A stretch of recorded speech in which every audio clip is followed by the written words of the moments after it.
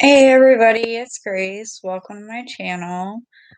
I wasn't gonna come on for a couple of days, but I decided I would do open discussion part 2 tonight. Um, the one thing I want to talk about with the Watts case is um the oil batteries. Um, and the reason I know so much about the batteries is because my dad, for all my life, was um, an operator for a company called Union Drilling Corporation. And actually he took me to work with him a couple times um when I was like 13 or 14. And I actually was able to see what he did and everything like that. Um, and the one thing, because he taught me a lot about his work. And with the Watts case, you hear about this oil leak. Supposedly, this is why Chris Watts was going out there. Um, Yeah, you can't leave a leak unattended for several days. Um, because uh, basically it can blow up because even if it's a small leak, it's got to be, fixed. Um, and actually watching my dad do this job, it was like he was really good at it. And um I mean, it's amazing how much you have to put in to a job like that. And I'll tell you one thing, at the end of the day, my dad's clothes were not clean like Chris Watts's. They were dirty. Um, he wore because they called the sites rigs. So he wore rig clothes. And I mean, they would get so dirty that he had to use one of those like handheld like washers, like where you like wash it by hand and then you put it through this roller thing. And yeah, he had to use that because he couldn't put his rig clothes in the washer. That's how, like, nasty they were. But, yeah, basically, the point I wanted to make was leaks like that can't be ignored. They have to be attended to right away. And, um, obviously that didn't happen. So, luckily, um, it didn't blow up. Um, if there was a leak at all. Uh,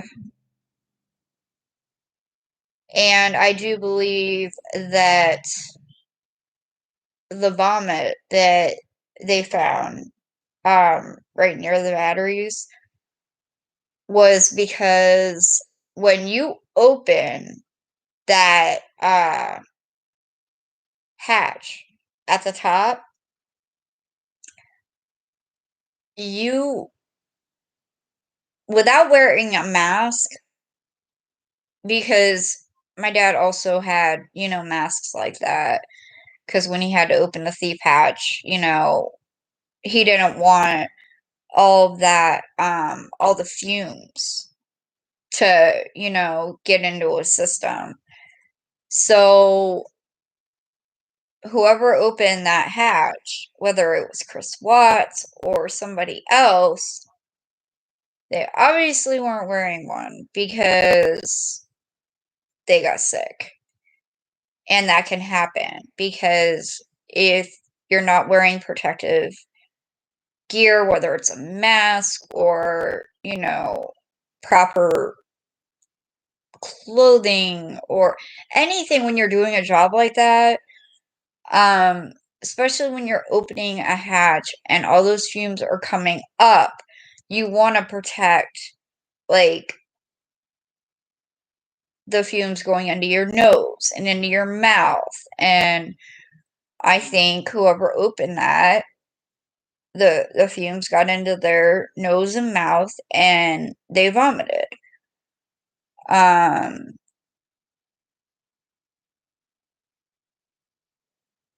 so I believe that's what happened there. Um, the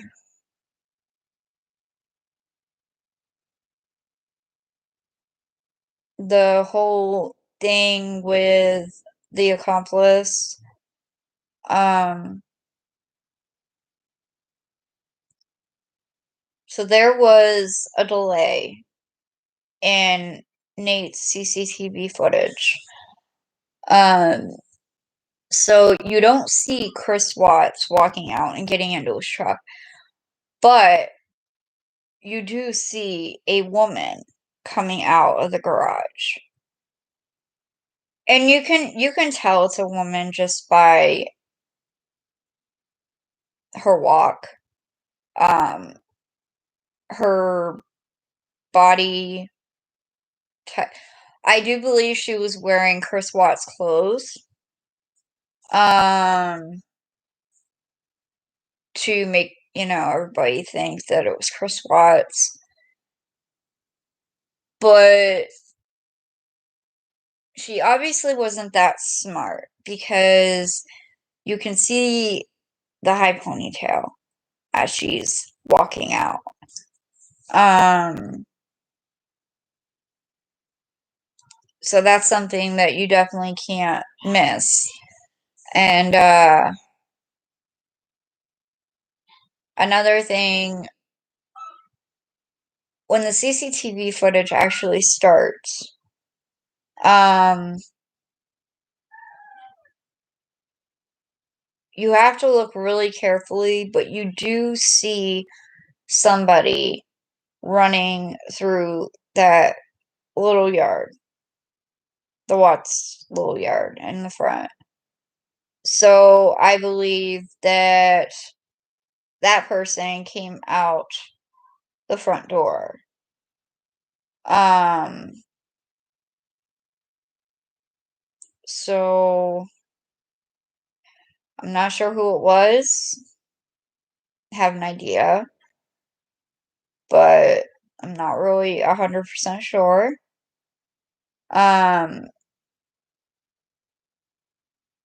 but I'd really like to know what you guys think. Um,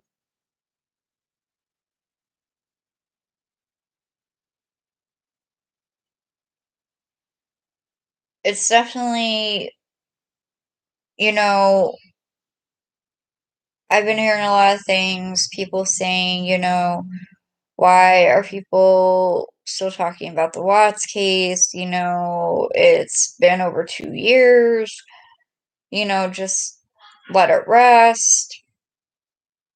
And I think everybody would let it rest if it was actually over, and it's not over. Um, and the reason I say it's not over is because, for one, there's accomplices that need to be arrested and charged. There needs to be an actual trial. I think that's why Chris Watts is filing a 35C. Um, it's just it's not unsolved.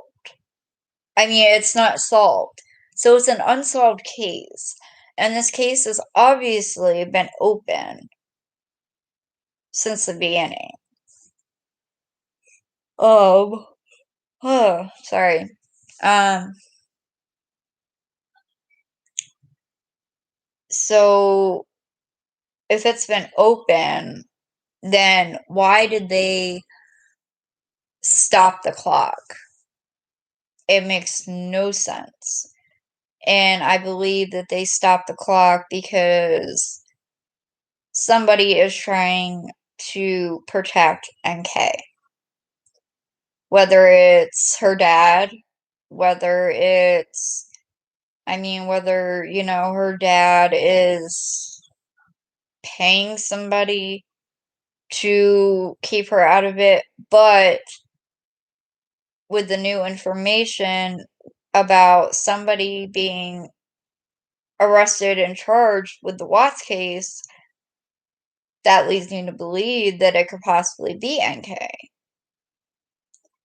So I've also heard that she, the day that Chris Watts filed the 35C, she put in a request to have her name changed and to be moved to a different location. Now, up to that point, I do believe she was still in Colorado. Um, but, she wasn't worried about changing her name or anything like that. And as soon as Chris Watts filed the 35C, she wants to change her name and move. I just think that's suspicious. I don't know what you guys think, but it'd be one thing if she wanted to do this before Chris filed the 35C, but the day that he filed, and how did she know that he filed a 35C? I think somebody is leaking information to her, so she still knows everything that's going on with Chris. So, in a sense, it's like she is still controlling him. And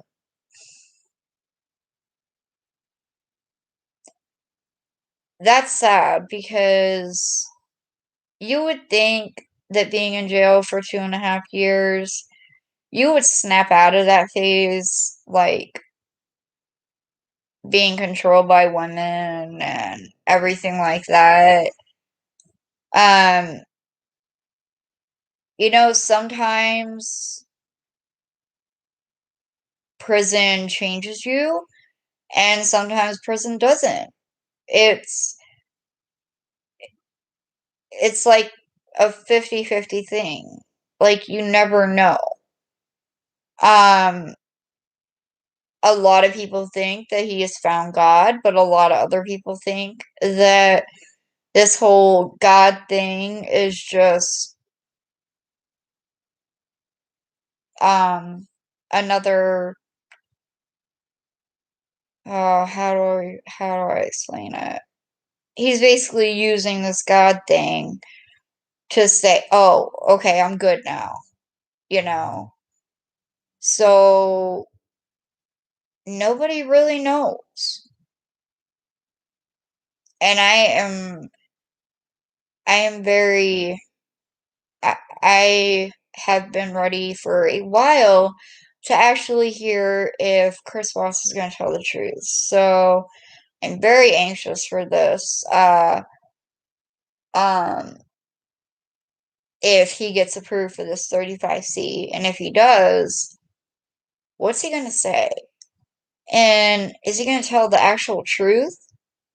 or another lie. Because he's had 3 confessions, and maybe there's some truths in those lies, but for the most part, he lied. Um,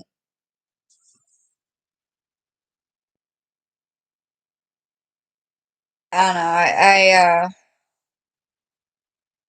I could really use your guys' opinion, because honestly, I don't know what's gonna happen if he gets approved for that 35C.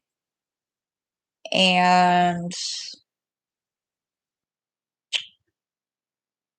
I really I hope he tells the truth, but it's hard to believe somebody